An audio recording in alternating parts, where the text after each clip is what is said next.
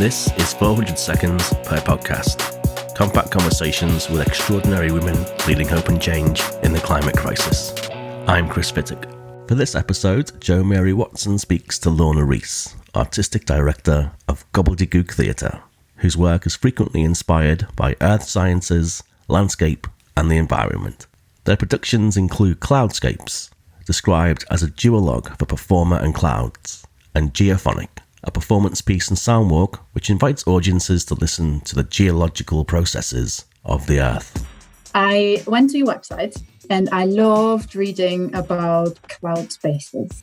Can you explain the project to our listeners, as well as how clouds are connected to climate change? I'm really obsessed with what nature you can reach anywhere you are. So, for example, an urban environment. Some urban environments, the only sort of nature you might encounter is when you look above. So I wanted to make a piece of outdoor work that used the sky as the other performer. So I call it a duologue with performer in sky, but I always say that the sky is the main performer and the piece is never the same. Anywhere I am, the sky will do something different every single time.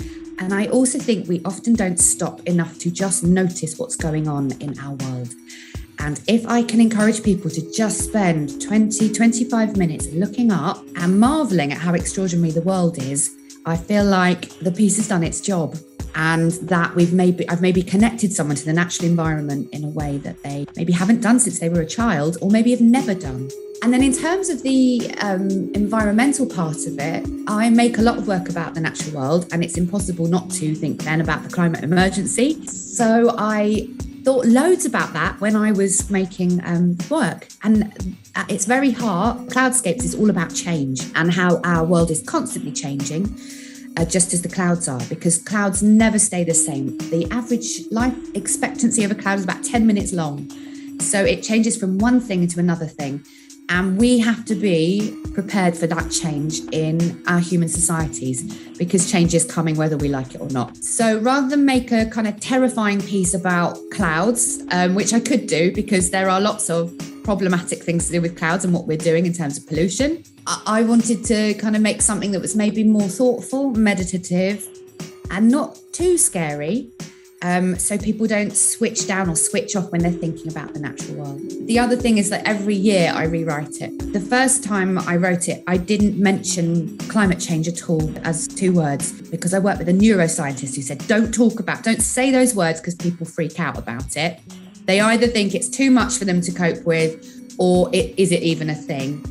I think 6 years later, we are now ready to have that conversation about climate change. I can use those words, but I still do it in a gentle way. It's still meant to be a very gentle piece about change, because it's maybe making people think about the environment in a different way. And I make outdoor work because it's democratic at point of consumption. Nobody has to pay to come and see it. People can happen upon it. They might not book a ticket. They might just see it in their park or their shopping centre. If I'm working with those audiences, I don't want to make a piece of shouty theatre necessarily, although I love people that do that too. But I think very usefully I can talk about change and how that comes to all of us and how that is part of life. What inspired you to make work that connects to the natural world and issues such as climate change? So when I was really quite little, about 7 years old, we moved from a very grey concrete sort of estate in Harlow to Dorset, and it's beautiful, like it's extraordinary. There's beaches, there's fossils on the ground, there is this incredible coastline, and I think it has never left me the wonder of the natural environment. And being exposed to it in that way, with my family all just going, oh, look at this, and wanting to share that enthusiasm for other people. I think that's really where it's all stemmed from. Also, when I was, maybe 10, 11 years old, I think the climate movement got quite supercharged. Suddenly there was, Kyoto had happened. There was stuff on Blue Peter. I had the Blue Peter Green Book, which was this weirdly inspirational book for loads of people. I got a green Blue Peter badge. I think I got really interested because suddenly culture had changed and I could, as a young person, be engaged in it. So lots of different reasons, but it hasn't ever left me, that drive. Talking about the wonder of the planet, but also wanting to protect it. And that informs pretty much all my artwork and all the things I do. What can we, in our role as artists and theatre makers or makers in general, do to make a difference? I do think if we can, we should be really concerned about the climate emergency. I think there are so many ways in which we need to be part of this cultural shift where we are all talking about this. Now, that could be addressed in a Shakespeare play. That could also be addressed in a play about 18th century folk singing, whatever. But I do think these things are part of what, as artists, it is our duty to address. Sorry, that's sort of a really bleak and bossy answer.